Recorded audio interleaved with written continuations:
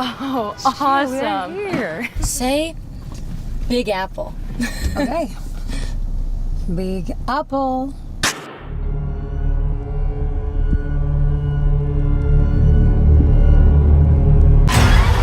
Folks around here are pretty superstitious.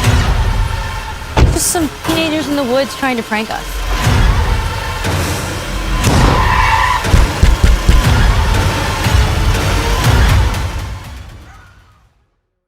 Hello and welcome back to the Geek Legion of Doom. I'm Lisa from the Lisa Loves channel, here today to do a review for you for the movie What Happened at 625 River Road.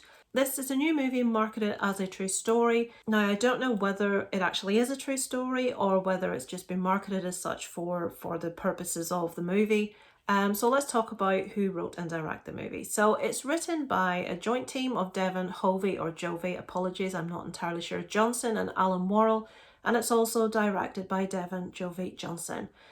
We have a few stars in here. I'm just going to give you the two main ones because I don't want to butcher anyone else's name. We have Francheska Pujols and Summer Foley as the two main girls in this movie. So to the premise, we follow two girls, Laura and Kelly. We start off in New York. They're just having a bit of a stressed life. They want to get away, they want to relax, they just want a little break. And one of the characters books a break to 625 River Road. It's an absolutely beautiful property, quite secluded, somewhere they really can relax and they can take it easy and chill. And that's where the movie starts. Now, when the two girls show up to this holiday home, the lady that answers doesn't actually seem to know who they are, why they're there. She has no recollection of a booking being made. And this is when sort of the movie mainly starts. This is when it becomes clear that not everything is as it seems, that things are about to kick off as such. Things just have a little bit of an edge. You know, when you watch a movie and you feel that tension and you're like, what's happening here? Why does it feel awkward?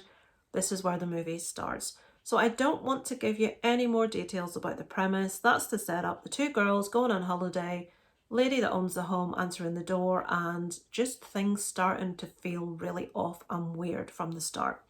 So let's talk about the positives and negatives, what works and what doesn't work about the movie. First, to the positives. Okay, the first positive I will talk about is performances of some of the individuals in the movie. I did really like Summer Foley's performance. I did find the character very believable, very grounded, very realistic. I did have a bit of an issue with some other performances in the movie in that they just didn't feel like believable characters, or I really was, you know, it really became obvious to me that they were acting rather than me watching a story and following along and believing what was happening. I felt like I was watching a play where someone was acting. So I suppose a bit of a positive and negative there. The movie is shot really competently. The shots are really nice. The lighting's really good. The story as it plays out is, I can't really talk a lot about the story without spoiling things for you, so I won't go into detail, but I do really like where the story went. I did predict what was going to happen before we got there, but I wouldn't say it's massively predictable. But I would say people that watch a lot of movies will probably cotton on to what's happening. That doesn't detract from the enjoyment of the movie. I did really think that the storyline was excellent. I liked the thought that went into it. I liked, we had a little twist. I liked that. But that for me, unfortunately, is where the positives end, and on to what didn't work for me about the movie. Okay, so as I alluded to earlier, there were a couple of performances that I felt were a bit OTT, that I felt wouldn't be how a person would react, how a person would speak. Everything felt very overdramatic, very acted. Not all the performances were like this, just a couple.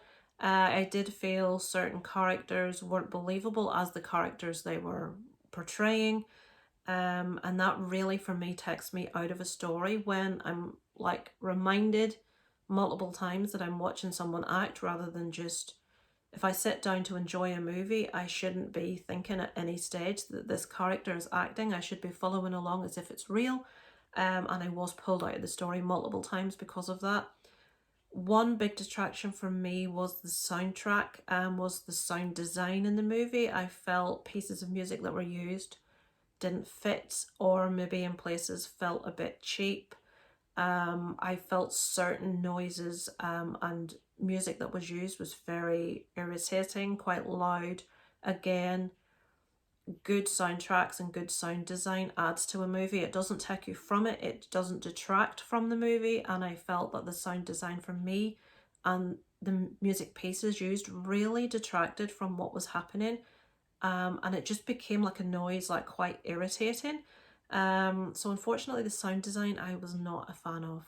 I would say the overall production did feel, it didn't feel like there was a big budget there. There wasn't. I don't feel for this movie you needed a big budget. The storyline itself was sufficient. It was a really good idea. It was a really good concept.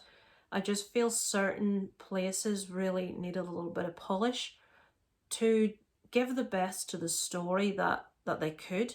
I don't feel a couple of the performances in the movie showed things in the best light that they possibly could have been, that they didn't get the best from the actual story. You just constantly felt like you were being pulled out, and you were watching, in certain cases, certain lines of delivery really made me cringe because it just felt so forced and so over the top.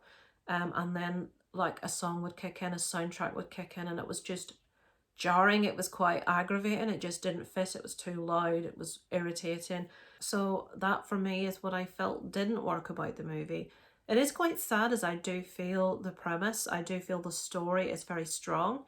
I do feel with perhaps different performers, with a completely different sound design, I feel you could have a really good creepy little movie here.